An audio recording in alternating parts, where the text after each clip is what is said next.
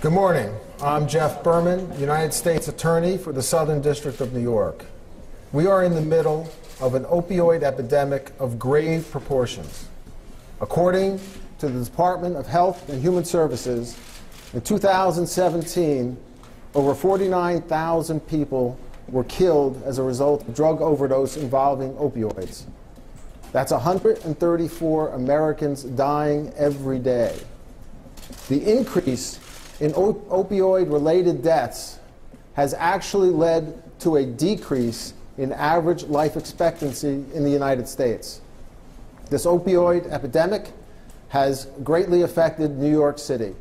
According to the New York City Department of Health, approximately 1,500 individuals died of drug overdose in New York City alone in 2017, and the majority of those deaths involved opioids.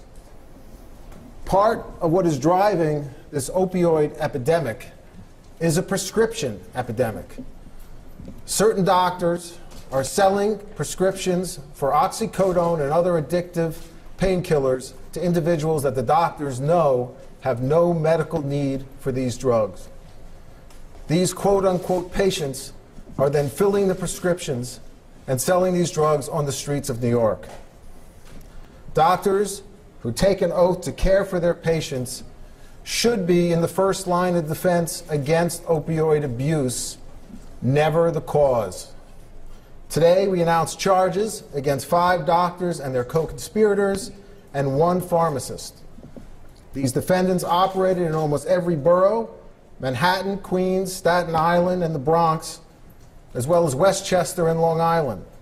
There is no part of this city that is not touched by the opioid epidemic. As alleged in today's charges, instead of caring for their patients, these doctors were drug dealers in white coats. They hid behind their medical licenses to sell addictive, dangerous narcotics. They pumped out massive amounts of medically unnecessary pain pills that were ultimately sold on the streets of New York.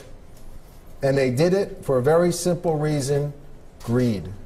They did it for cash, for meals, and expensive gifts. As alleged, one doctor, Dr. Nadeem Syed, wrote medically unnecessary prescriptions for oxycodone in exchange for cruises, all-expense-paid trip to Puerto Rico, high-end whiskey, and fancy meals. While these are all separate cases, they have a number of things in common.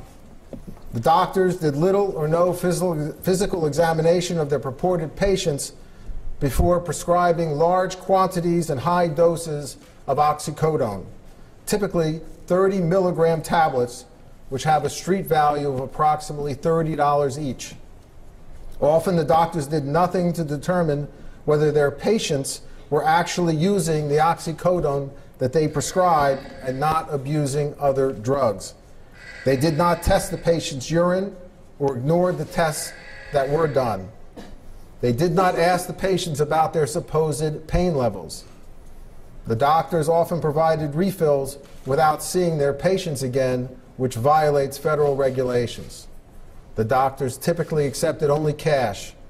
The doctors often worked with crew chiefs, that is, someone who recruits purported patients to doctors to obtain and fill oxycodone prescriptions, and after those prescriptions are filled, purchases the pills from these patients and sells them on the street. Now I'd like to go into some details as alleged with respect to the doctors charged in these different cases. Dr. Dante Kabangbang. As charged in the indictment, Dr. Kabangbang operated a purported pain clinic in Queens, New York. From January 2012 up to and including the present, Dr. Kabangbang and his nurse practitioner, who was also charged, prescribed more than 6 million oxycodone pills in exchange of over $5 million in cash. They are the highest prescribers of oxycodone in the entire state, according to Medicare and Medicaid. Dr. Anthony Pietropinto. As charged in the complaint, unsealed today, Dr. Pietropinto was practicing psychiatry on Fifth Avenue in Manhattan. He did not specialize in pain management, yet he prescribed oxycodone to approximately 214 patients Over a 5-year period, he wrote prescriptions for over 600,000 oxycodone 30-milligram pills, generally the highest dosage of oxy available. He prescribed one patient over 12,000 oxycodone pills, or approximately 7 tablets per day. He wrote prescriptions to people he knew had no legitimate medical need for it, including to people who had just been released from rehab or were incarcerated. 2 of his patients overdosed on drugs during the period in which Dr. Pietro Pinto prescribed them oxycodone. Dr. Carl Anderson. Dr. Anderson had his office in Staten Island. He only saw patients in the middle of the night, prescribing opioids under cover of darkness. It was not uncommon for crowds of people to form outside his office at 3 or 4 in the morning, prompting 911 calls from his neighbors. Tragically, several of Dr. Anderson's former patients overdosed and died, including 2 of his employees. We also charge a pharmacist, Mark Klein, who ran a pharmacy in Long Island, where he filled hundreds of medically unnecessary prescriptions for large quantities of oxycodone. In exchange for filling these sham prescriptions, Klein received cash payments, free meals, and an all-expense paid trip to Atlantic City. When confronted by one of his employees about his practices, Klein was brazen. He stated, "I guess you could call us licensed drug dealers." And he added, "Oxy pays the bills around here." Cases of this type and significance require close collaboration and coordination with our law enforcement partners, and their representatives are standing up here with me. To my immediate left, I am joined today by our partner in this and so many other important narcotics cases, the DEA, led by my friend Jamie Hunt, the special agent in charge of the DEA's New York office. I want to thank Jamie and his team for their great work and assistance on these cases. This press conference with Jamie is quite meaningful because it is his last with the Southern District of New York before he retires at the end of the month, after a decorated career in law enforcement that has lasted 36 years. Jamie has done it all. He began his career with the NYPD, joined the DEA in 1985, and has worked just about every kind of narcotics case imaginable, including as an undercover officer infiltrating La Cosa Nostra. I want to thank Jamie for his lifetime of service, dogged commitment to justice, and his partnership with our office. To Jamie's left is Jim Robnett, special agent in charge of the IRS in New York, and to his left is Commissioner O'Neill of the NYPD, and to Commissioner O'Neill's left is Frank Keelty of the New York State Police. I want to thank the prosecutors handling these cases from our office. To my right, Nick Rose, Michael Kraus, Tony Pellegrino, Stephanie Lake, and their supervisors in our office's narcotics unit, Ian McGinley and Sean Crowley. I also want to thank Mark Peters and the New York Department of Investigation for their excellent assistance on these cases. A license to practice medicine is not a grant of immunity. Doctors overprescribing opioids with prescription pads and pens are as deadly as drug dealers with prepaid phones and guns. Our office will do everything in its power to bring to justice anyone responsible for fueling this opioid epidemic that has taken so many lives. And that includes doctors who deal drugs from what they mistakenly believe to be the safety of their examination rooms. Now I would like to invite to the podium Jamie Hunt. Thank you, Jeff. Thank you all for coming today. I really do want to thank the members of the press who have done their part in the battle against opiate abuse and misuse. It is not just because you have highlighted the work DEA does, but because by reporting our cases, you're educating the public of the dangers of drug abuse, especially opiate abuse. Last year, more Americans died of drug overdose than U.S. casualties in Iraq and Vietnam combined. 68% of drug overdoses were caused by opiates, and almost 30,000 from synthetic opiates.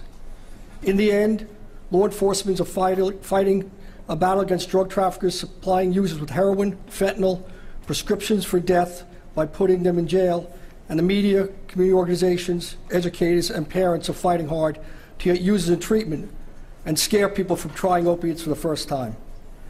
This conference shows how collaborative efforts can stop the flow of legal opiates into our communities. DA and our law enforcement partners pooled resources to shut down 6 rampant opiate sources that were feeding addiction in the Northeast.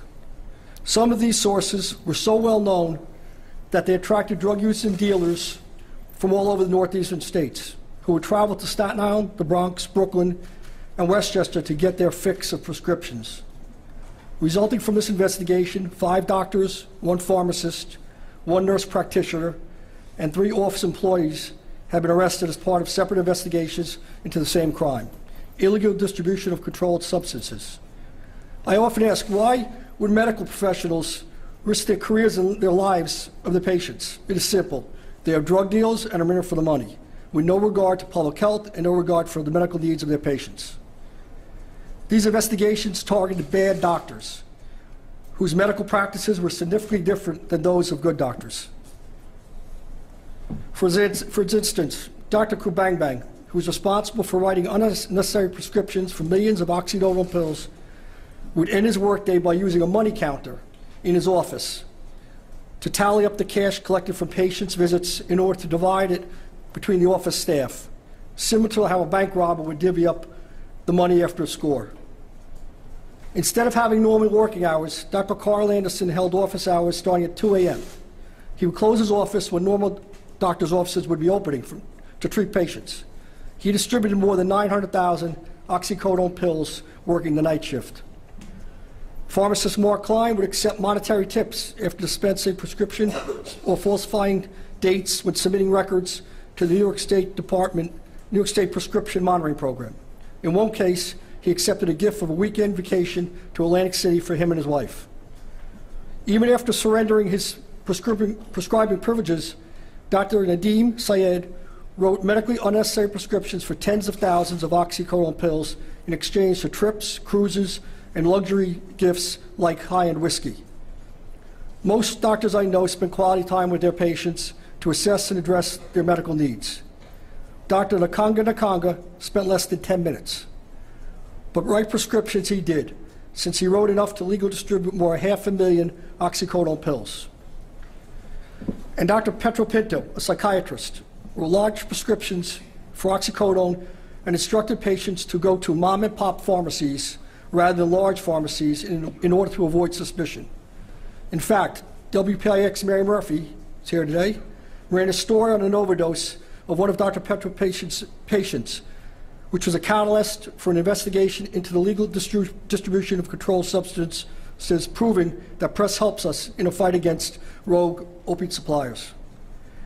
This week's enforcement operation was the culmination of several cases with numerous law enforcement agencies, and I'd like to thank them all, and the U.S. Attorney's Office, Southern District of New York, for their tenacity in prosecuting cases against drug traffickers at all levels, from gang distributors to cartel leaders to drug dealers in white coats. We appreciate all that you do to help us find and prosecute those responsible for fueling the worst drug crisis the U.S. has ever seen.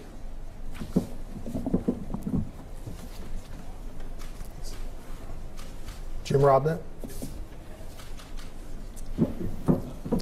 Good afternoon, everyone. My name is Jim Robnett. I'm the Special Agent in charge for the New York Field Office of IRS Criminal Investigation. Some of you may wonder why IRS is here, part of this drug investigation. Dr. Kubangbang and his co-conspirators are charged not only with drugs, drug crimes, but also with money laundering. As alleged, greed was at the heart of the charge scheme, and they used the money that they took in hand over fist as they wrote these bogus prescriptions to pay salaries, to fund the practice, and as you've heard, to line their pockets. The dedicated agents of IRS are especially skilled at following money trails, holding accountable those who engage in money laundering and other crimes of personal greed at the expense of taxpaying citizens of New York, which we are proud to serve and protect.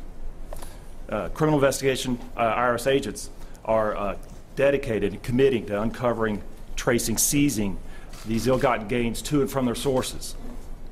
There's always a trail to follow, and our special agents are committed to collecting that evidence, analyzing it. This is why you see the money laundering charges in this indictment today. IRS is doing its part to uphold, hold those responsible, those who are profiting off the opioid crisis, and that's devastating many, many Americans. Of course, we don't do this alone, and this is why you see the group of highly skilled, dedicated law enforcement professionals behind me. Thank you. Thank you, Jim. Now I'd like to invite to the podium Scott Lambert, Special Agent in charge of the Department of Health and Human Services, Office of Inspector General. Scott?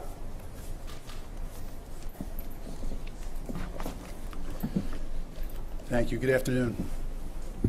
I would also like to begin by thanking our law enforcement partners, especially the United States Attorney's Office, Drug Enforcement Administration, Internal Revenue Service, New York City Police Department, New York State Police, and New York City Department of Investigation, to name a few, for their dedication and overall outstanding work throughout these investigations. Today's announcement underscores the role that personal greed plays in the opioid epidemic that plagues our city and our society as a whole. The defendants, including 5 physicians who violated their Hippocratic oath to do no harm, callously wrote prescriptions for exorbitant amounts of oxycodone to individuals with no legitimate medical need, flooding our streets with opioids and putting lives needlessly at risk. Some of these individuals also stole millions of dollars from Medicare and Medicaid, programs intended for our most vulnerable Americans. Strong enforcement actions against healthcare providers participating in improper opioid-related prescribing and false billing practices are critical to fighting the opioid crisis. These charges should serve as a reminder to medical professionals of their responsibility to decrease and eliminate drug dependency, not perpetuate it. We will continue to work with all of our law enforcement partners in an effort to curtail the opioid abuse epidemic, protect patient quality of care, and safeguard the taxpayer dollars that go to all of our federally funded healthcare programs. Thank you.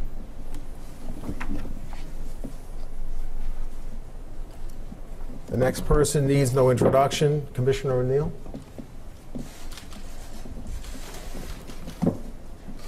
Morning, everybody. I'd like to briefly echo the remarks of my colleagues and add that the level of cooperation and partnership we at the New York City Police Department experience on a daily basis, in this case between the NYPD, the U.S. Attorney's Office, the DEA, the IRS, the U.S. Department of Health and Human Services, and DOI. Has never been better, and it's never been more professional. The investigative work being conducted by the members of the DETF, the Drug Enforcement Task Force, is truly unparalleled, and it couldn't be happening at a better or a more important time. Our primary mission, of course, has always been to fight crime and keep people safe. And in this climate right now, this crisis of opioid abuse our entire nation is suffering through, we need to do everything we can at all levels of government, and not just in law enforcement, to save as many lives as possible. We need to help the people we serve from falling into a black hole of addiction and ultimately fatal overdoses. We need to help society, and we want to keep families intact.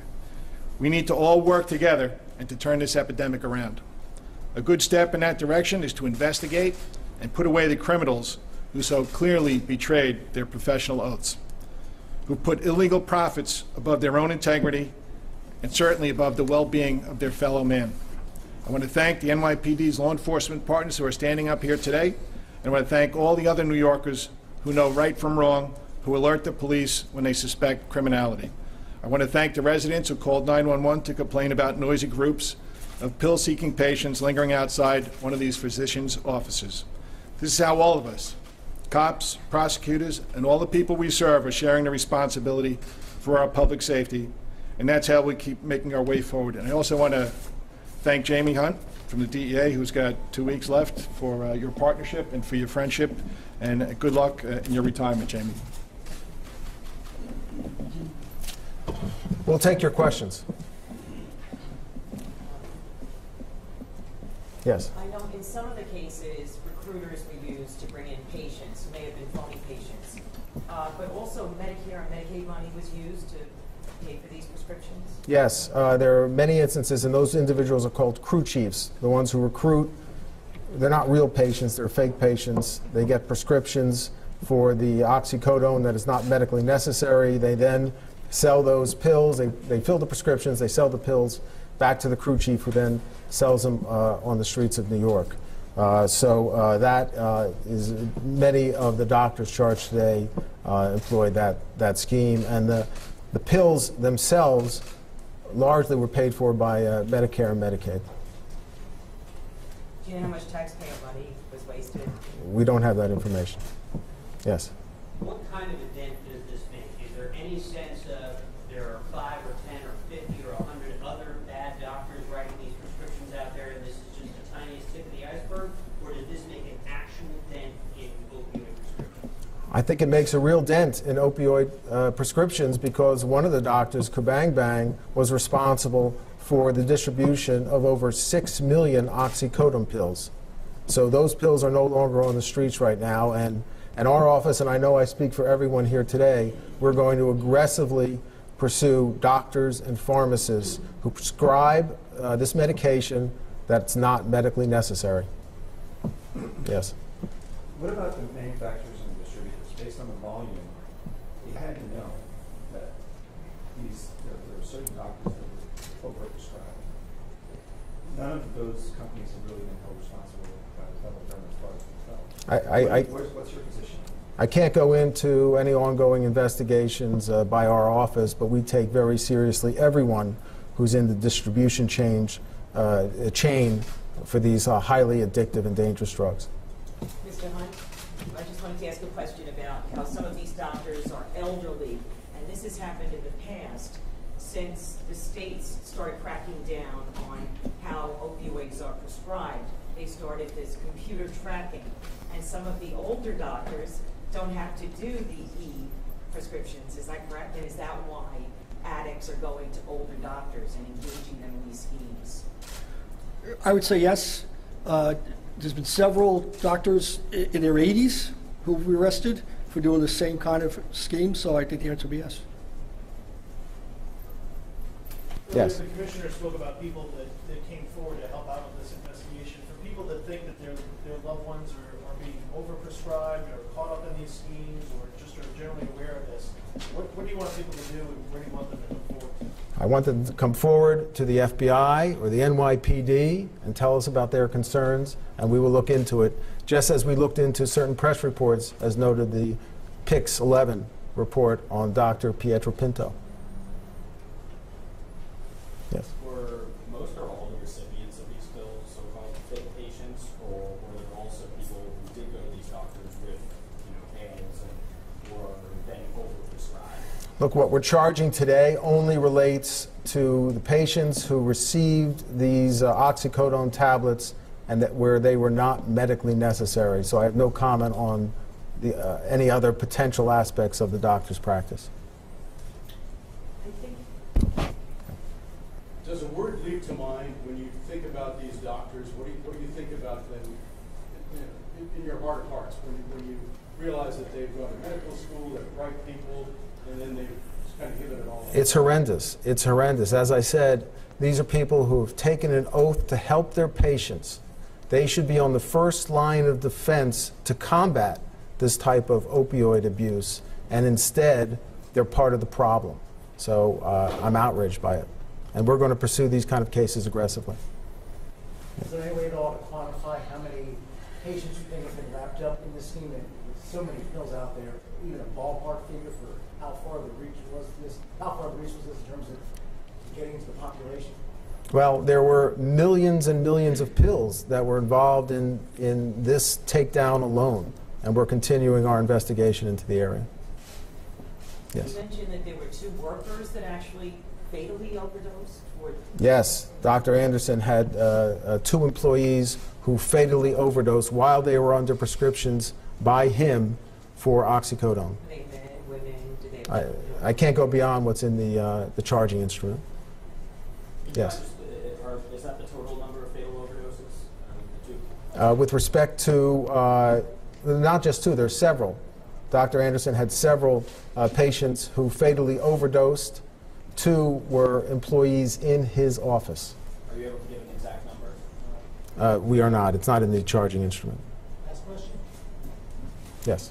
If I may, on another case, you, the New York bomb plot, can you specify how you found this guy and what these texts to someone else were about? I mean, if you can tell us who this person is. I can't go into details in that case beyond what's in the charging instrument. Thank you very much. Any comment on William McFarland's sentencing today? Thank you.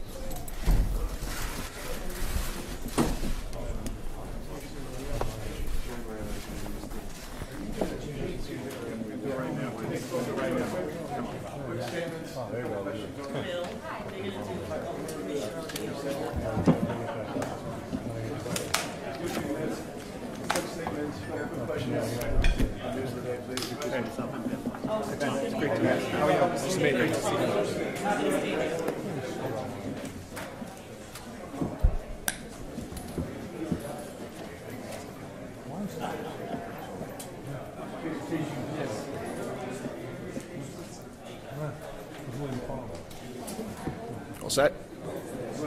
Yep. You guys ready? All good?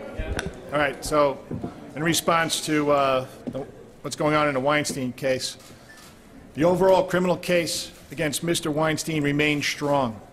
The evidence is compelling. There are 5 remaining counts in the indictment, including predatory sexual assault. The NYPD will continue to work with the prosecution in any way it can to seek justice for these brave survivors who have displayed tremendous courage in coming forward. This time we'll take a couple questions. Yep. Detective Gadio apparently heard about these prior inconsistent statements and according to the DA's letter did not disclose them to the DA's office. What's going on with him? All right, let Chief Shea is going to respond to that. Dermot?